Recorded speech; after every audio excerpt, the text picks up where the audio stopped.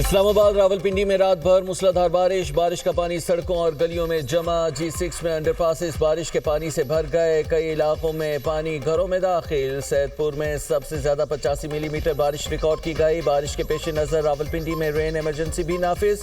نشیبی علاقوں میں نکاسی آب کے لیے ہیوی مشینری تعینات. نالہ لئی میں پانی کی سطح میں اضافے کے بعد کمی آنا شروع ہو گئی. کٹاریاں کے مقام پر نالہ لئی کی سطح 14 فیٹ ہو گئی. گوال منڈی میں پانی کی سطح 9.5 فیٹ رہ گئی. محکمہ موسمیات کی آج اور کل ملک کے مختلف شہروں میں بارشوں کی پیشگوئی. مری گلیات اور پہاڑی علاقوں میں لینڈ سلائیڈنگ کا خطرہ. امریکہ کی معاشی جنگ میں مددگار ممالک کے مفادات کو نشانہ بنائیں گے. امریکیوں نے انقلاب ایران مخالف گروہوں سے ملاقاتیں کی تو وہاں حملہ کیا جائے گا. سربراہ قومی سلامتی کونسل ایران محسن رضائی کا صدر ٹرمپ کے بیان پر رد عمل. کہا مکہ معاہدے کا مطلب ہے کہ امریکہ نے ان ممالک کو آگاہ کر دیا ہے کہ وہ خطہ چھوڑنا چاہتا ہے. صدر ٹرمپ کے اقدامات سے خدشہ ہے کہ مزید ممالک ایٹمی ہتھیار حاصل کرنے کی کوشش کریں گے. امریکہ نے مذاکرات، سفارتکاری اور خود اپنے دستخطوں کو دھوکہ دیا. دنیا ایران کو نئے انداز سے دیکھ رہی ہے. جنگ کے طریقے میں تبدیلی لائی جائے گی. امریکہ سے جنگ کے تجربات اگلی جنگ میں استعمال کریں گے. امریکی سمجھتے تھے کہ وہ چند روز میں جنگ ختم کر کے تیل اور گیس پر قبضہ کر لیں گے. جنگ میں 1200 آئل ٹینکرز استعمال کے قابل نہیں رہے. 15% عالمی فلیٹ ناکارہ ہو گیا. ایران کی امریکہ معاشی پابندیوں کی مذمت. ایرانی حکام کا کہنا ہے کہ امریکی پابندیاں غیر قانونی دباؤ کے مترادف ہیں. جنگ کے 6 ماہ بعد امریکہ، اسرائیل اور ایران کے درمیان براہ راست لڑائی میں کمی آئی. ہم مذاکرات کے آثار نظر نہیں آ رہے. آبنائے ہرمز میں تیل کی ترسیل رک گئی. اجازت کے بغیر آبنائے ہرمز سے گزرنے والے آئل ٹینکر کو نشانہ بنائیں گے. ایرانی صدر Masoud Pezeshkian, speaker parliament Baqer Ghalibaf اور عدلیہ کے سربراہ کی ملاقات. ایران کے خلاف معاشی جنگ کے اعلان سے پیدا صورتحال سے نمٹنے کی حکمت عملی طے کی گئی. صدر مسعود پزشکیان کا کہنا ہے کہ جنگ کے سامنے نہیں رکیں گے.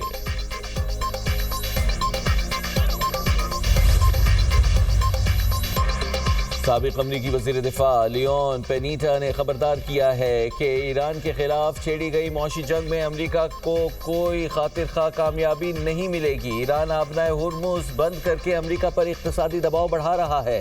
ٹرمپ انتظامیہ کے حالیہ اقدامات تہران کو ہتھیار ڈالنے پر مجبور نہیں کر سکیں گے. امریکہ کو زیادہ دباؤ کی پالیسی کے بجائے تہران کے ساتھ سفارتی راستہ اختیار کرنا چاہیے. امریکی فوج کے سابق آفیسر سیڈرک لائٹن نے کہا ہے کہ ٹرمپ انتظامیہ کی جانب سے ایران کو غذا اور طبی سامان کی راہ میں رکاوٹیں ڈالنا جنگی جرم ہوگا. ٹرمپ انتظامیہ کے اقدام کی عالمی سطح پر مخالفت ہوگی.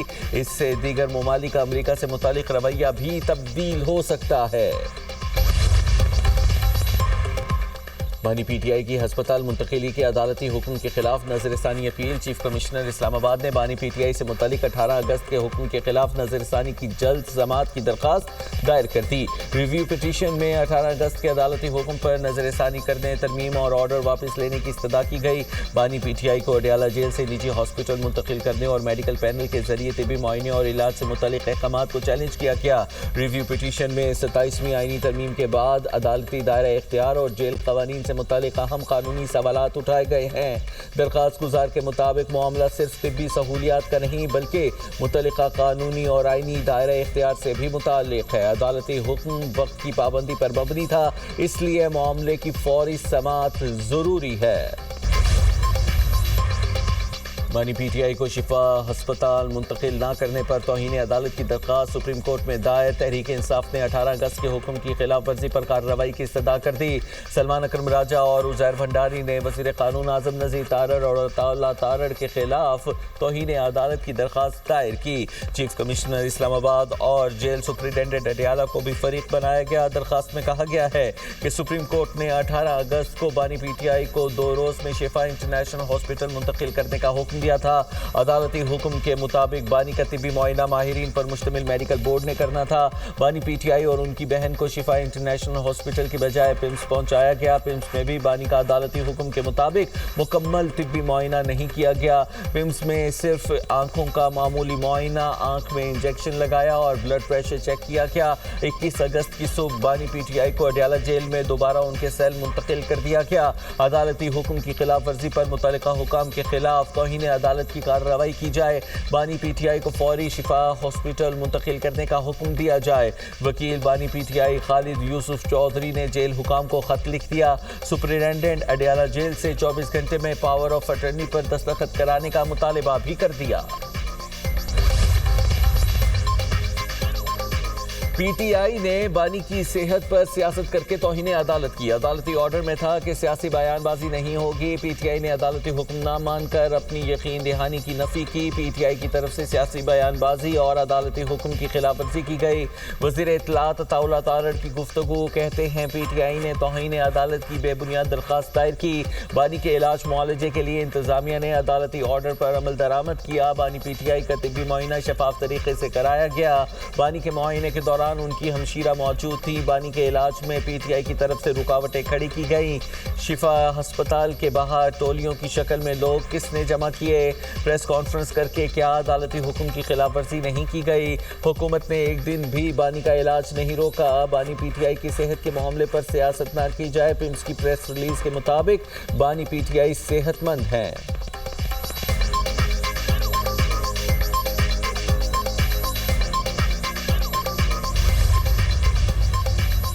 فی ایکڑ پیداوار بڑھانے کے لیے کسانوں کی معاونت اولین ترجیح۔ زرعی شعبے کی ترقی کے لیے حکومتی پالیسیز اقدامات پر عمل درآمد سے متعلق اجلاس۔ وزیر اعظم کی کسانوں کی معیاری بیج کی فراہمی یقین بنانے کی ہدایات۔ کہا فصلوں کی پیداوار کے قومی سطح پر تخمینوں کے لیے جامع پلان مرتب کیا جائے۔ زرعی تحقیق کے اداروں کو مزید فعال بنایا جائے۔ کسان حکومت کی زرعی شعبے میں جدت کی اصلاحات سے استفادہ کریں۔ چین سے تربیت حاصل کرنے والے طلباء کے تجربات سے فائدہ اٹھایا جائے۔ وزیر اعظم نے نیشنل ایگریکلچر ریسرچ سینٹر کی اصلاحات کی منظوری دے دی۔ جلد مکمل کرنے کی ہدایات بھی جاری کی۔ اجلاس کو گندم کی طرف کاشت کے رقبے اور آئندہ فصل کی پیداوار کے تخمینے پر بھی بریفنگ دی گئی۔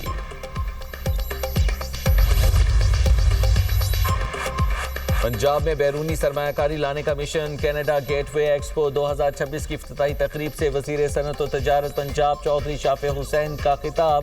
کہا پاکستان اور کینیڈا میں تجارت بڑھانے کی گنجائش موجود ہے۔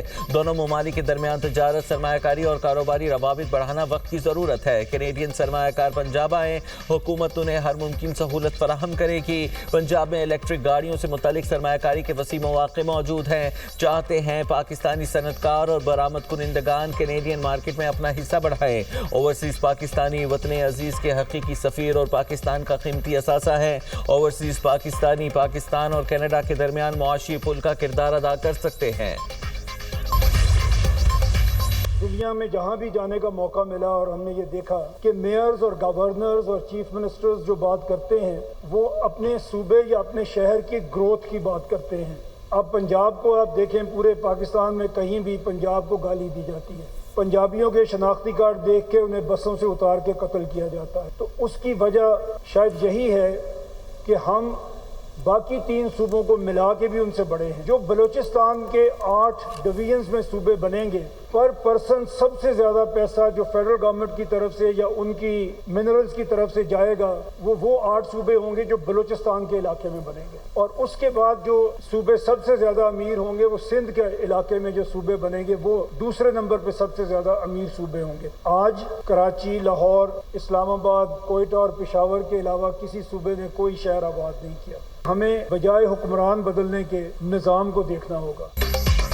پنجاب کے لوگ تیار ہیں کہ چھوٹے صوبے بنائے جائیں۔ پنجاب سب سے زیادہ قربانی دیتا ہے لیکن نفرت ملتی ہے۔ صوبے چھوٹے کریں تاکہ لوگ ایک دوسرے کو غاصب نہ سمجھیں۔ بلوچستان کے 8 ڈویژنز میں صوبے بن سکتے ہیں. بلوچستان کے صوبے سب سے زیادہ امیر ہوں گے. دوسرے نمبر پر سندھ کے نئے صوبے امیر ہوں گے. Chairman Punjab group of colleges میاں عامر محمود کا تقریب سے خطاب. کہا دنیا کے ہر ملک نے آبادی بڑھنے کے ساتھ نئے انتظامی یونٹس بنائے. پاکستان میں نئے صوبے بننے سے اخراجات کم ہوں گے. پاکستان میں اسکول نہ جانے والے بچوں کی تعداد دنیا میں سب سے زیادہ ہے. پاکستان میں 44% بچوں کی اسٹنٹنگ گروتھ ہو رہی ہے. ہم نے اپنا 20 سال بعد کا مستقبل بھی خراب کر دیا. ہم نے آج تک صرف صوبوں کے دارالحکومتوں پر توجہ رکھی اور انہی کو آباد کیا. آج تک تمام صوبوں نے کراچی، لاہور، اسلام آباد، کوئٹہ اور پشاور کے علاوہ کوئی نیا شہر آباد نہیں کیا. اچھی گورننس کے بغیر بہتر مستقبل ممکن نہیں. حکمران بدلنے کی بجائے نظام بدلنا ہوگا. میرا صوبہ میرا نظام مہم کو آگے بڑھانا ہوگا.